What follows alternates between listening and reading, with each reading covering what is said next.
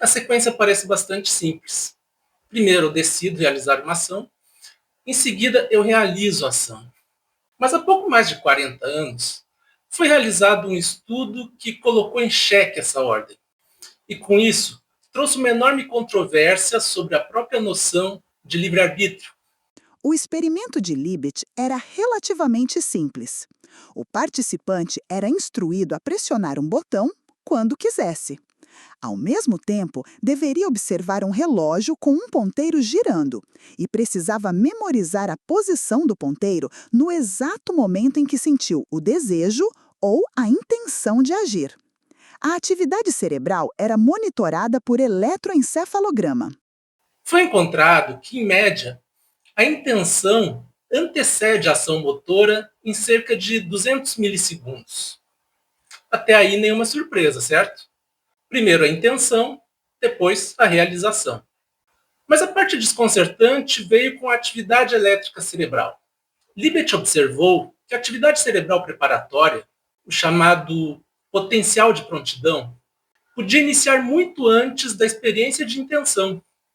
Estamos falando de aproximadamente um segundo antes do movimento, ou de 800 milissegundos antes da pessoa sentir a intenção de agir.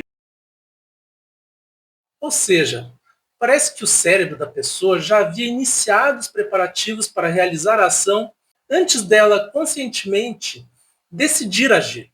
Isso gerou uma controvérsia. Seria nosso livre-arbítrio uma ilusão?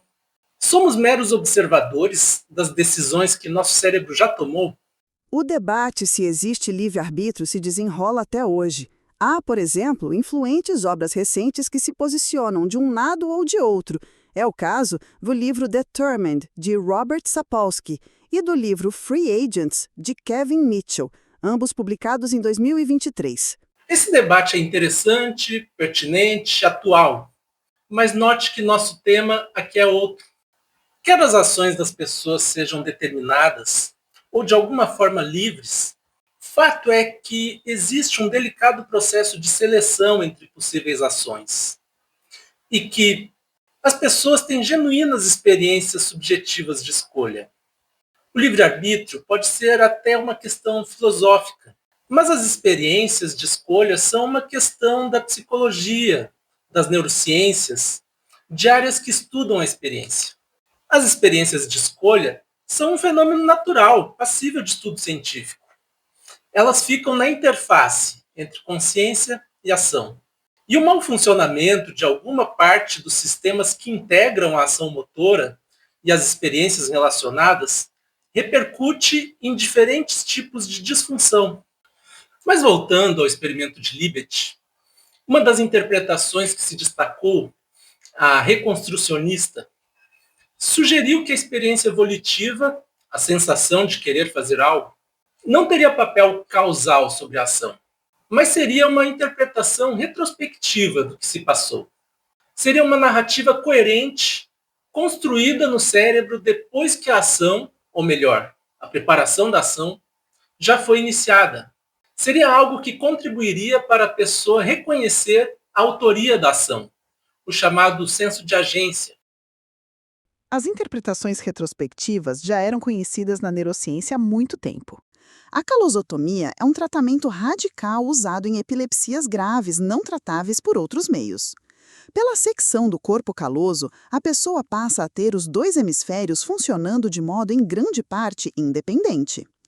Nas pesquisas realizadas com essas pessoas, é possível, com alguns cuidados, apresentar estímulos a um hemisfério e não ao outro.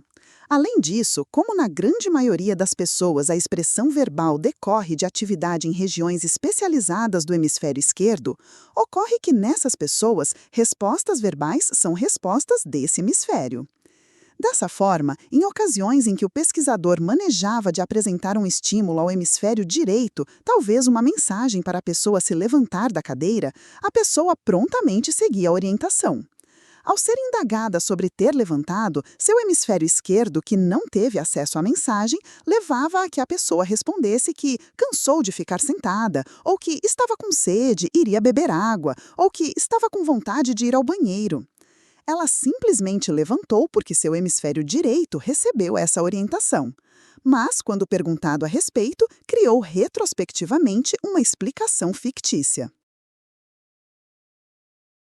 Mas no caso da volição, a visão reconstrucionista enfrenta desafios.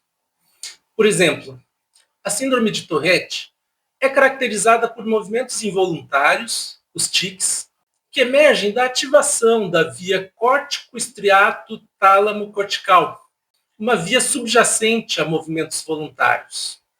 A partir da visão reconstrucionista, seria de se esperar que a pessoa experimentasse os tiques como voluntários, mas isso não acontece.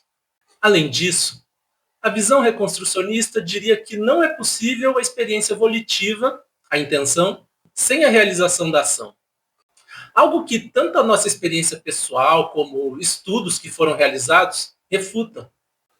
Por outro lado, o próprio significado do potencial de prontidão e os fatores que o afetam são tema de debate científico até hoje.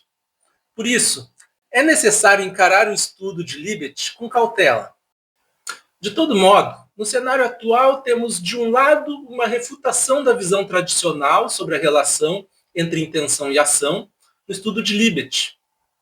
Ao mesmo tempo, sabemos que a visão reconstrucionista deixa sem explicação muitas experiências.